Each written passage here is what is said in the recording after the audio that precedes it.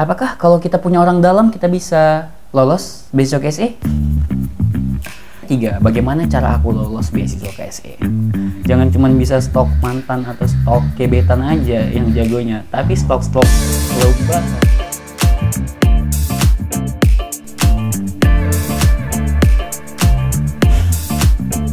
Hai, Assalamualaikum warahmatullahi wabarakatuh. Perkenalkan, nama saya Al-Hafiz Mubarak Hamdan.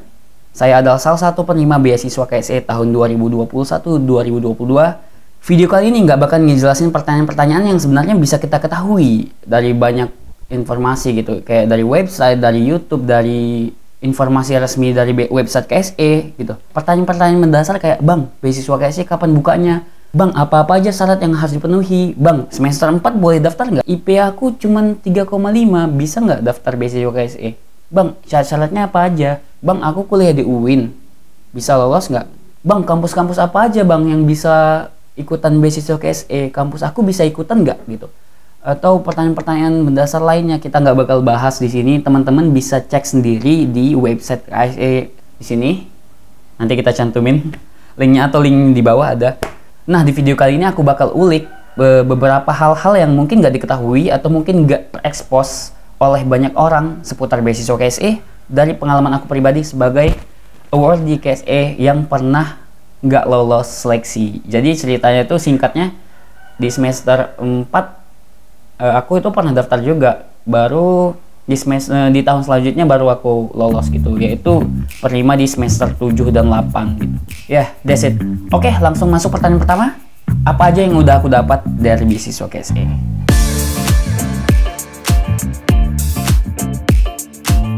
Kalau jadi aku tuh keterima di semester akhir, yaitu semester 7 dan semester 8. Dah, untungnya beasiswa KSE ini masih menerima gitu. Mahasiswa akhir tuh masih bisa daftar di beasiswa KSE gitu. Dan nggak banyak ya beasiswa-beasiswa yang masih menerima semester akhir gitu. Semester 7 tuh masih bisa lolos. Sebenarnya ada banyak sekali pengalaman-pengalaman aku pribadi ya di beasiswa KSE ini. Terlepas dari itu kegiatan-kegiatan KSE sendiri maupun kegiatan-kegiatan nasional yang diadakan oleh KSE. Oke, soal pengalaman mungkin ada banyak masing-masing cerita-cerita awardee yang berbeda-beda ya. Tapi kalau aku pribadi, sebenarnya yang membuat sebuah momen itu begitu berharga itu bukan karena platformnya atau bukan karena instansinya atau bukan karena beasiswanya itu, tapi bagaimana kita sendiri yang membuat momen itu lebih berharga dan lebih menarik gitu. Kayak di beasiswa KSE itu ada beberapa camp gitu. Ada leadership camp, ada EA camp atau entrepreneur academy camp, ada camp-camp TFI, Technology for Indonesia camp, dan camp-camp lainnya yang itu dibiayai langsung secara nasional oleh beasiswa KSE. Nah, itu bakal diseleksi lagi cara internal KSE. Nggak semua orang bisa ikutin gitu. Artinya nggak semua orang bisa ikutan, tapi semua orang bisa daftar dan mengajukan diri agar bisa diseleksi nantinya. Nah, kegiatan-kegiatan kayak gitu tuh bisa kita akses di KSE gitu. Misalkan acaranya kemarin kami ada acara di Bogor dan acara nasional juga di Medan dari EA Camp, 2 camp yang udah aku ikuti. Dan itu dibiayai gitu, mulai dari tiket pesawatnya, akomodasi hotelnya, transportasi dan segala macam. Dan selain itu kita kalau ikutan-ikutan camp gitu, kita bisa bertemu dengan teman-teman dari berbagai daerah gitu. Jadi teman-teman kalau nanti udah lolos di beasiswa KSE, teman-teman harus juga ikutan camp-camp yang ditawarkan oleh beasiswa KSE, kayak leadership camp, EA camp, entrepreneur academy camp, TFI camp, dan camp-camp yang lainnya yang bisa teman-teman membuat kapasitas diri semakin meningkat, membuat pengalaman terus bertambah, membuat relasi teman-teman lebih luas lagi. Jika video ini nggak menjawab pertanyaan-pertanyaan yang membingungkan teman-teman, mungkin teman-teman bisa tanyakan aku langsung lewat direct message Instagram, boleh di @bymoeb. Feel free aja buat tanya-tanya nanti di Instagram. Kalau misalkan pertanyaan memang berbobot atau layak dijawab, insya Allah aku bakal jawab lewat pesan direct message Instagram. Oke, selanjutnya yang kedua, apakah kalau kita punya orang dalam kita bisa lolos beasiswa KSE?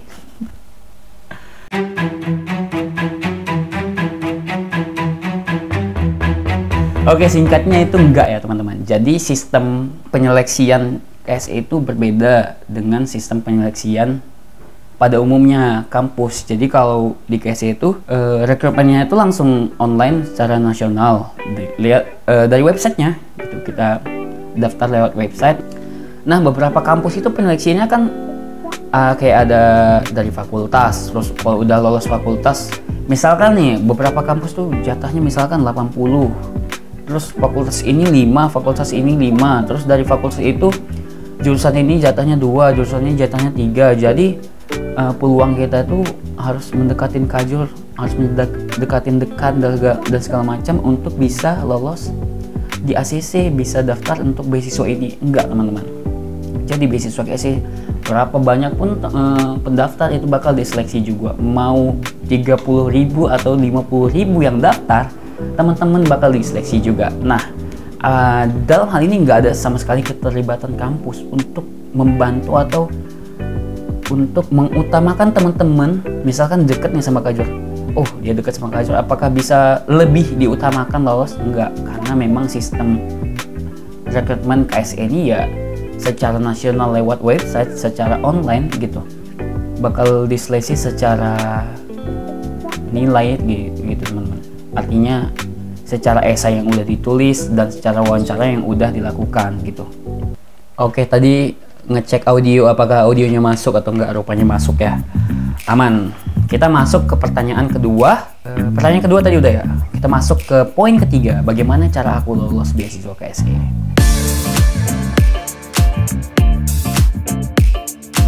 Oke, di sini aku buat 4 poin bagaimana aku bisa lolos menjadi awardee beasiswa KSE. Yang pertama, daftar. Nah, ini adalah poin yang sangat penting ya teman-teman. Nggak mungkin seorang beasiswan atau seorang awardee beasiswa itu bisa lolos beasiswa tanpa daftar teman-teman. Dan pertanyaan-pertanyaan kayak gini tuh berlaku di semua hal, kayak bagaimana bisa memenangkan lomba, bagaimana bisa mendapatkan sesuatu, bagaimana kita bisa achieve. Yang paling simpel itu daftar teman-teman. Teman-teman kalau mau menang ya harus daftar. Teman-teman kalau mau lolos jadi best one ya harus daftar. Jangan bertanya kayak mana tips untuk menang ini, tips untuk jadi lolos ini, tips untuk ini. Udah daftar belum? Ini yang nonton video ini udah daftar belum? Daftar dulu baru bertanya gitu.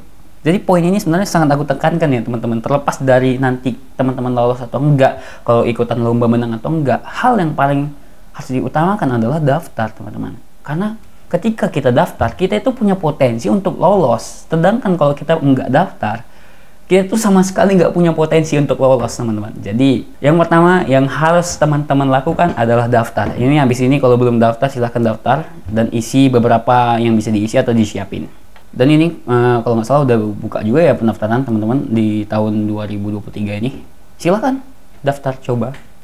Nah, di sini ada cerita unik nih sebenarnya yang mungkin nggak semua orang tahu ya teman-teman. Dan ini saya research sendiri dari pengalaman sendiri dan teman-teman dari Winsu ya. Jadi yang uniknya ada beberapa statement bahwa ketika kita daftar tahun lalu terus kita daftar tahun ini, itu mungkin nama kita bakal di highlight gitu, pendaftar tahun misalkan kita ini mau masuk di tahun 2023, terus kita itu udah daftar di tahun 2022, itu nama teman-teman itu punya tempat yang berbeda secara pendaftaran teman-teman, karena pendaftarannya nomor pendaftarannya itu di tahun 2022, artinya mungkin jadi lebih prioritas juga karena teman-teman di tahun lalu udah nyoba, tahun ini nyoba lagi bakal lebih diprioritasin mungkin ya.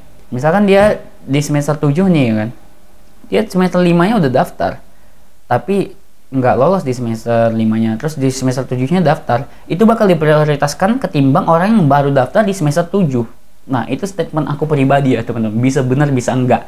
Tapi kalau misalkan teman-teman daftar tahun ini, tahun depan teman-teman harus daftar lagi, itu berpotensi mungkin lebih diprioritaskan teman-teman bisa lolos. Jangan remehin pendaftaran. Itu aja sih. Nah, beberapa teman-teman aku juga beberapa yang lolos itu adalah mereka yang nggak lolos tahun lalu, mereka nyoba lagi terus lolos gitu. Kalau teman-teman belum rezekinya lolos tahun ini, jangan berkucil hati, bisa jadi rezeki teman-teman di tahun depan. Itu aja sih soal pendaftaran ini kan. Oke, yang kedua, stalking. Nah, sebenarnya gini, kalau aku pribadi ya, untuk mengikuti sebuah ajang atau termasuk dalam apply beasiswa ini, aku itu harus searching dulu seputar beasiswanya apa. Yang kayak inilah, KSE misalkan. Jujur dari tahun-tahun sebelumnya itu, tahun pertama aku bahkan belum lolos di tahun itu, aku itu udah stalking seputar KSE. Teman-teman hadir ke workshop beasiswa KSE misalkan, atau workshop beasiswa Bank Indonesia misalkan, atau workshop beasiswa ini. Iya, di situ juga bagus sih kalau teman-teman ikutan. Tapi sebatas apa sih, sejauh apa sih bisa dieksplorasi momen-momen kayak gitu? Atau sebatas apa sih informasi di situ bisa dieksplorasi gitu? Kalau teman-teman nggak stalking langsung secara individu, teman-teman akan sulit gitu. Dalam hal stalking ini ada banyak strategi yang aku laksanakan ya teman-teman. Mulai dari stalking lewat website, stalking dari website resminya KSE, YouTube-nya, YouTube award-award yang lama, bagaimana mereka bisa lolos. Terus aku beberapa cari di Google esai beasiswaan KSE, bagaimana tips bisa lolos KSE. Itu aku babat semua materi-materi yang kayak gitu teman-teman. Termasuk teman-teman nonton video ini, itu adalah salah satu strategi teman-teman untuk bisa lolos beasiswa KSE kan gitu. Mungkin ini hal yang jarang dilakukan ya, tapi ini aku selalu lakukan. Misalkan ya, ini kan kita daftar di UINSU misalkan, atau di USU, atau di UNIMED, atau di kampus-kampus teman-teman ya kan, yang bisa secara beasiswa itu kerjasama dengan KSE, yang mahasiswanya itu bisa daftar gitu kan. Aku bahkan itu stok ketua paguyubannya teman-teman, bahkan sampai Instagram paguyubannya itu aku cek story-nya, aku cek feed-nya seputar KSE, bahkan sampai highlight-highlight-nya itu aku teliti secara individu masing-masing awardee gitu. Misalkan dia BPH ketua paguyubannya, atau kalau IG paguyubannya udah tentu harus kita stok ya teman-teman. Tentu ada informasi-informasi di situ yang nggak kita tahu jadi tahu gitu. Sampai sedetail kegiatan-kegiatan KSE-nya, misalkan ada camp, itu aku cari tahu teman-teman. Teman-teman juga gitu harusnya.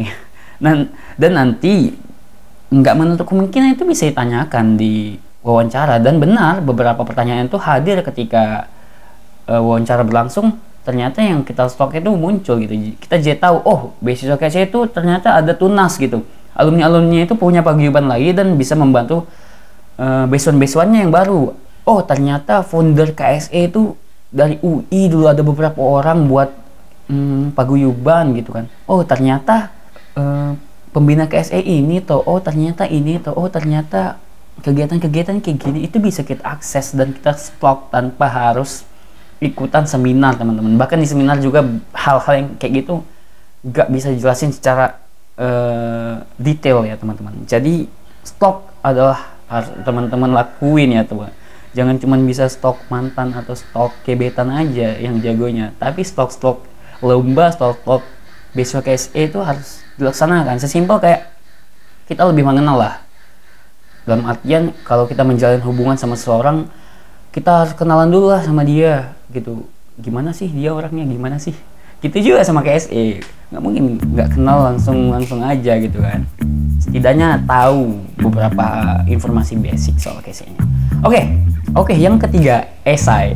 Nah, dalam esai ini sebenarnya udah ada poin-poin yang harus kita isi ya teman-teman. Kalau teman-teman udah login di web dan udah melihat beberapa poin-poinnya, itu udah ada teman-teman. Poin alasan mengapa mendaftar beasiswa KSE, poin alasan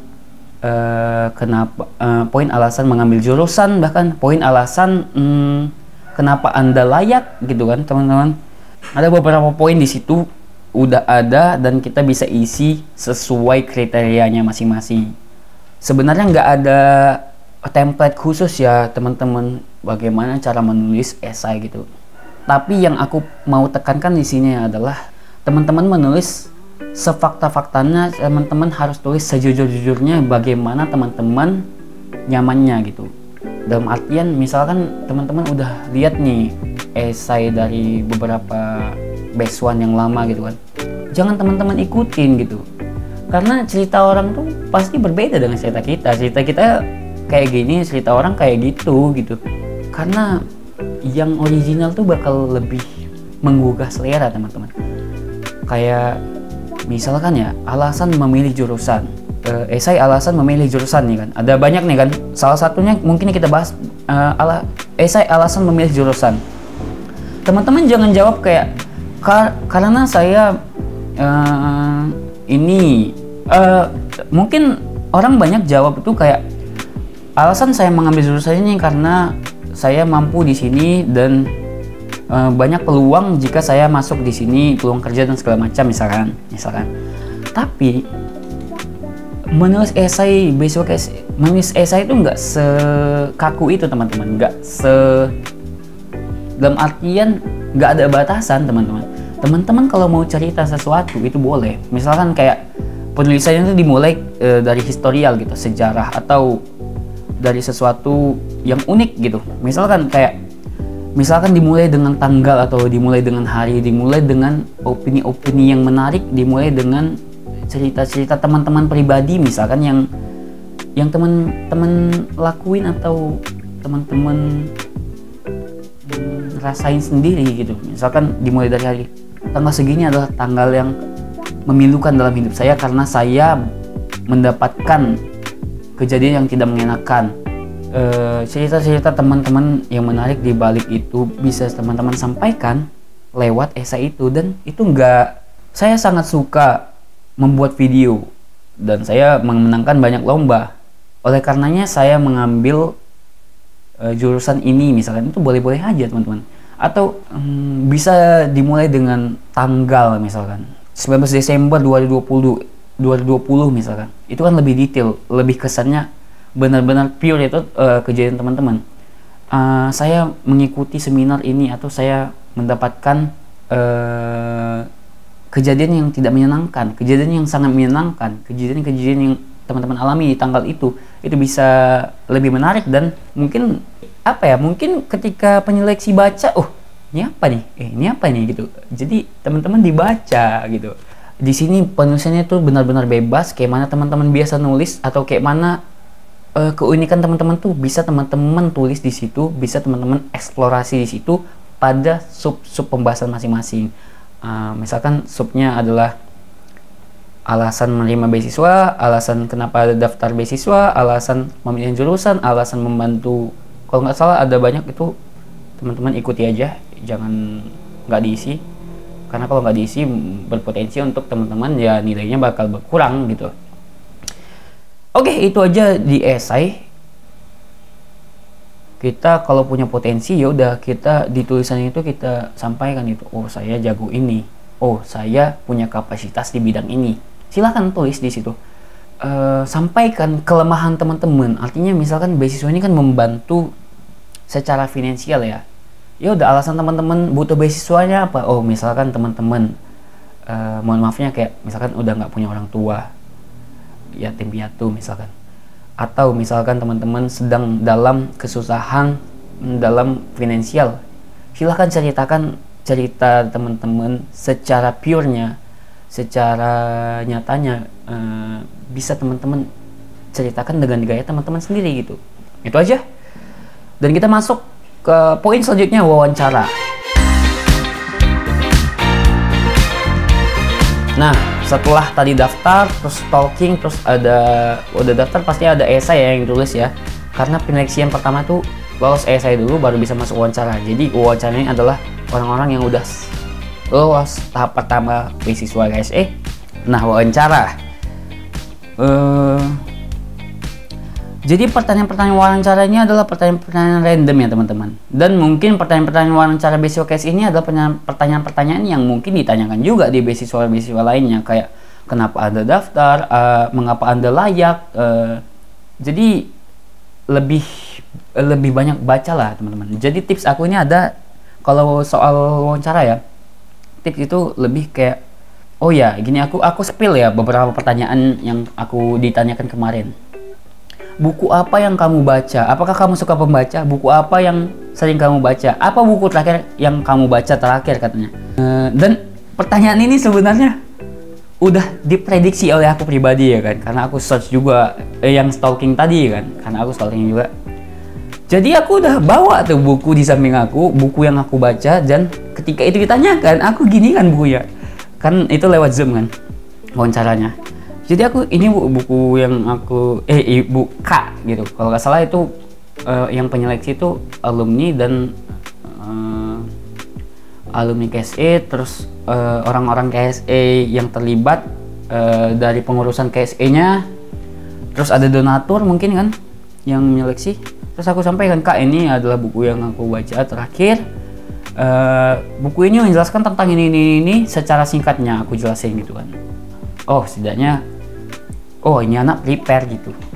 Dan ada lagi ditanya, bagaimana cara kamu berkontribusi untuk negeri? Wih, men, bayangin kita masih mahasiswa, udah masih semester 4 misalkan, udah ditanyakan kontribusi untuk negeri gitu. Ini kan pertanyaan-pertanyaan yang sebenarnya antara menjebak dan memang itu ditanyakan gitu. Tapi aku jawab gini, teman-teman. Saya seorang pembuat video, saya adalah video kreator, aku sampaikan gitu kan. Saya adalah seorang pembuat video. Cara saya berkontribusi untuk negeri bisa dari hal-hal yang sederhana, yaitu juga dengan cara membuat video gitu. Saya ada membuat video untuk desa Kurandak, itu adalah salah satu desa terpencil dan terpelosok. Nah, dalam kegiatan itu saya mengekspos bahwasanya ada di Sumatera Utara desa yang minim pendidikan gitu, minim akses pendidikan, artinya transportasi untuk keluar dari desa itu juga sulit, jalannya belum diaspal, SD di situ sangat-sangat tidak terfasilitasi, SMP juga kita harus keluar dari tempat itu, jadi membutuhkan perhatian pemerintah setempat. Dan saya membuat video itu untuk memberitahukan kepada banyak orang bahwasanya ada loh di Sumatera Utara mereka yang minim pendidikannya, minim fasilitasnya, dan minim akses informasi dan segala macam gitu. Jadi inilah cara saya berkontribusi secara sederhana dalam kontribusi saya dalam membangun negeri gitu, atau berkontribusi dalam negeri.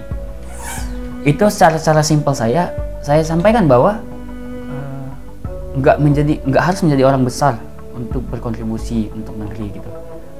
Nggak harus menjadi wali kota, nggak harus menjadi presiden, nggak harus menjadi bupati, dan nggak harus menjadi orang-orang kaya dan punya orang besar gitu untuk bisa berkontribusi untuk negeri.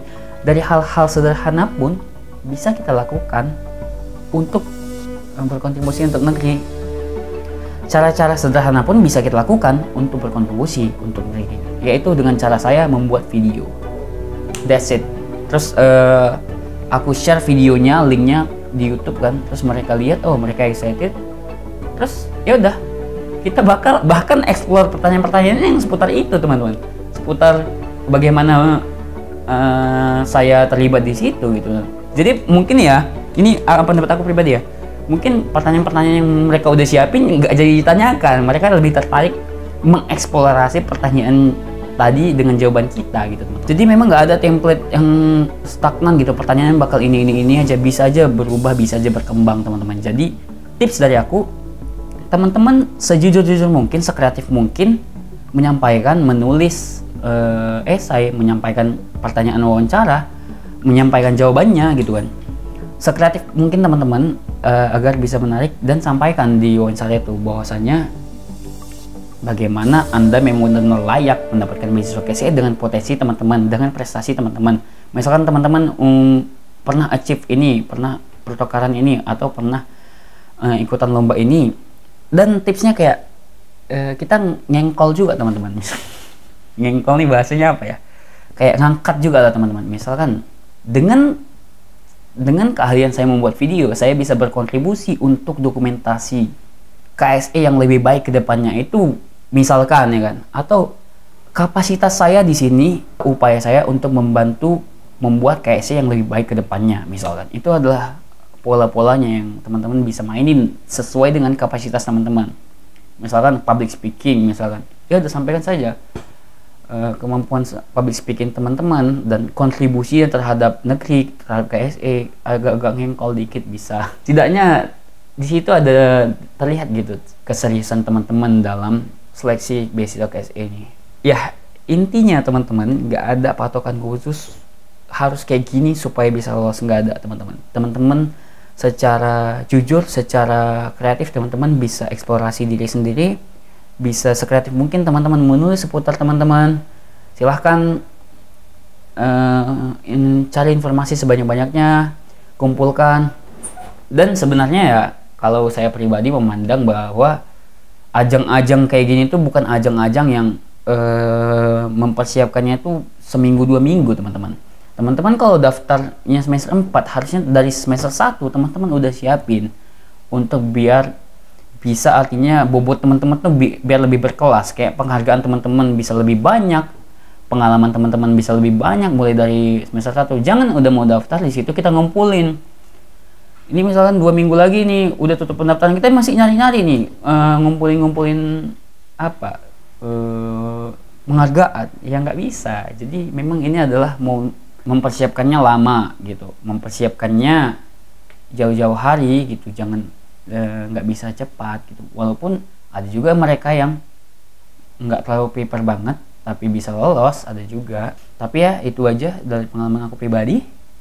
Kalau misalkan ada pertanyaan dan saran silahkan disampaikan teman-teman, feel free teman-teman buat tanyain sesuatu, biar dari Instagram, bisa dari Instagram dan dari komentar di YouTube juga bisa. Itu aja dari aku. Yang terpenting adalah teman-teman daftar. Itu tadi, kalau nggak daftar kita nggak tahu. Kalau nggak daftar kita nggak bakal dapat pengalaman nggak lolos.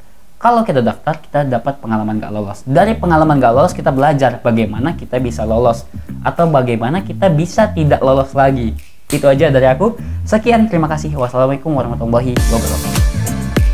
Bye.